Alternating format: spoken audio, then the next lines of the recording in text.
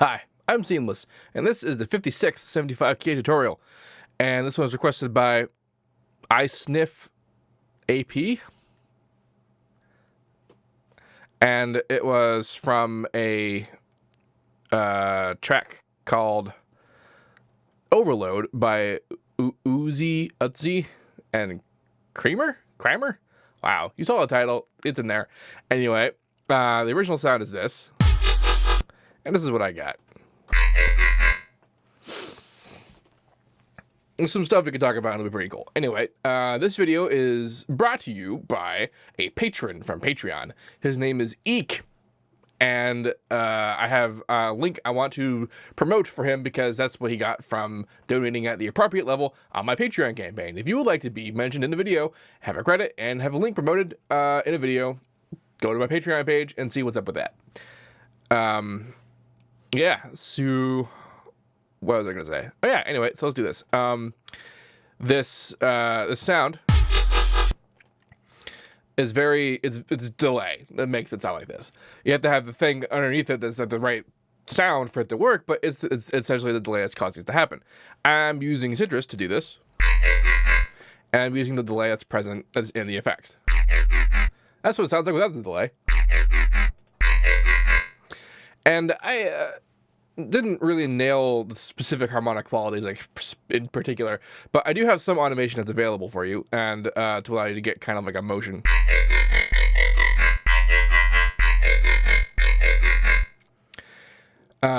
It's a bit interesting.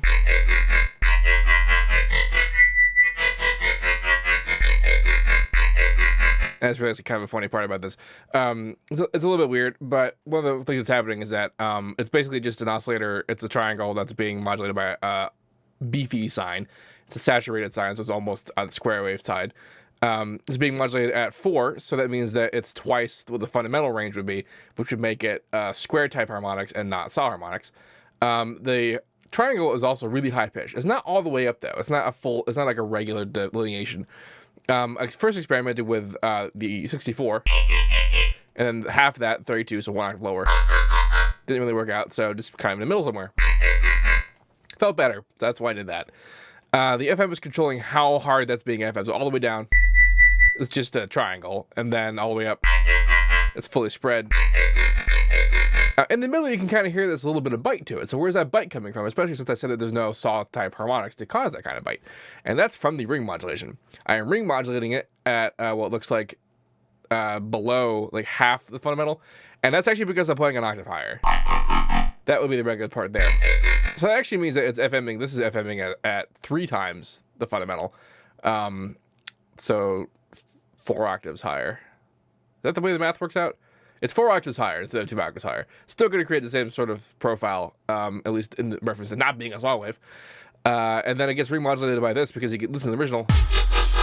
You can kind of hear that there's a little bit of like the original sort of tone kind of in there. That may or may not have been a result of just the right kind of delay timing, or just that the sub is really beefy and the compression would force it to do that. But the ring modulation is kind of imparting the bass in there. There's also a sub coming out at also 1 because I'm playing that higher octave.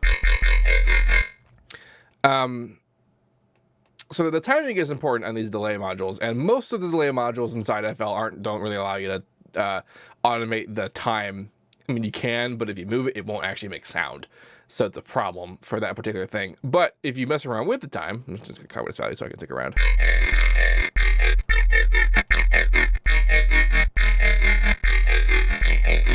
You eventually find the one that, you know, works for what you want to do. I'm also using unison. This is literally the default settings. I didn't change anything because it just sounded fine when I put it up there. I turned the panning down. And I like how when I turn it all the way up, it actually kind of smooths out for a second. And I'm pretty sure that's because I'm modulating the mod input on operator 1, which is controlling the FM input and the RM input, which means that all the way up there, the ring modulation is all the way on, and then down here is like slightly on and off. And then because of the phasing and the unison overlapping, it's making it feel smoother or not, depending on how much that we have, which is very interesting. So in here, you would have noticed that I have an LFO on the volume. which is just causing the volume to be itself. And I also have a volume on I have an LFO on the volume of the effects. So not just the input, but also the delay. I probably could have gotten away with not having the volume in there, but then that would happen. So no, I wouldn't. And the reason for this is because the output and the effects out are actually two different signals coming out.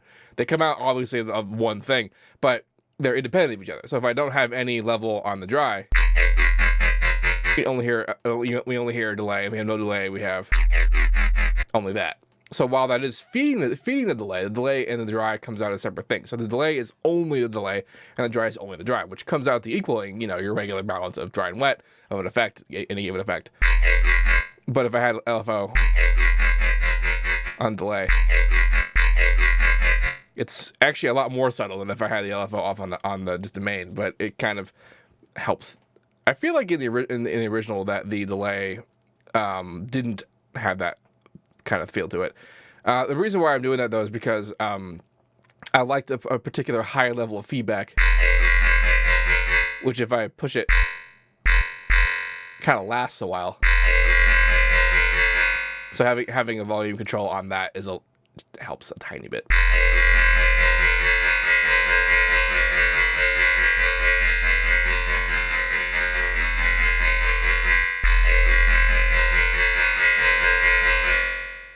And such.